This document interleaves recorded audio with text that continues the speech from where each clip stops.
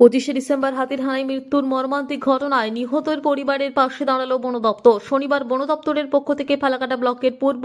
বেঙ্কান্দির মৃত পবিত্র রায় ও ধুলগাঁওয়ের মৃতা যুথিকা বর্মনের পরিবারের হাতে 5 লক্ষ টাকা করে ক্ষতিপূরণের চেক তুলে দেওয়া হয়। উপস্থিত ছিলেন মাদারিহাট রেঞ্জের রেঞ্জার শুভাশিস রায়, ফালাকাটা পঞ্চায়েত সমিতির সভাপতি সুভাষচন্দ্র রায়, জটেশ্বর ফাঁড়ির ওসি দেবাশিস রঞ্জন দেব, জটেশ্বর 1 নম্বর গ্রাম পঞ্চায়েতের প্রধান মোস্তফা আলী, উপপ্রধান মিনুরানী বর্মন, ফালাকাটা পঞ্চায়েত সমিতির বন ও ভূমি কর্মদক্ষ দীপক সরকার, স্থানীয় পঞ্চায়েত সদস্য মুকুল রায় সহ অন্যান্য জনপ্রতিনিধি ও প্রশাসনিক আধিকারিকরা। বন দপ্তরের পক্ষ থেকে জানানো হয়, মানুষ ও বন্যপ্রাণীর সংঘাত কমাতে একাধিক সচেতনতামূলক উদ্যোগ নেওয়া হচ্ছে। পাশাপাশি ভবিষ্যতে এই ধরনের দুর্ঘটনা এড়াতে বনাঞ্চল সংলগ্ন এলাকায় নজরদারি আরও বাড়ানো হবে।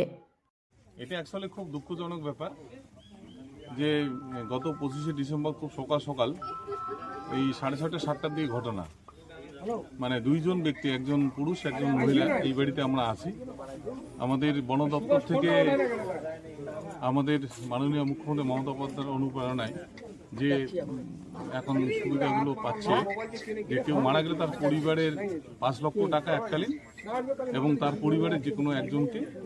একটা চাকরি দেওয়ার একটা পরিস্থিতি আছে। সেটা আমাদের রেঞ্জার সাহেব সহ আমাদের দপ্তরে যারা আসেন, আমাদের দুইজনকে আজকে চেক তুলে দেওয়া হলো এবং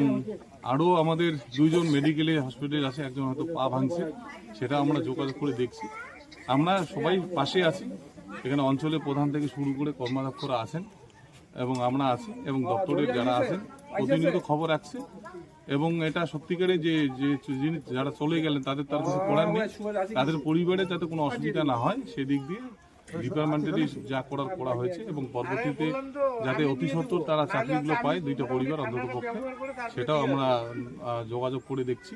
এবং আমাদের তরফ থেকে সর্বরকমভাবে সহযোগিতা পাচ্ছে এবং আরও কিছু বাড়ি ভাঙচুর হয়েছে, সেটাও যেটা আংশিক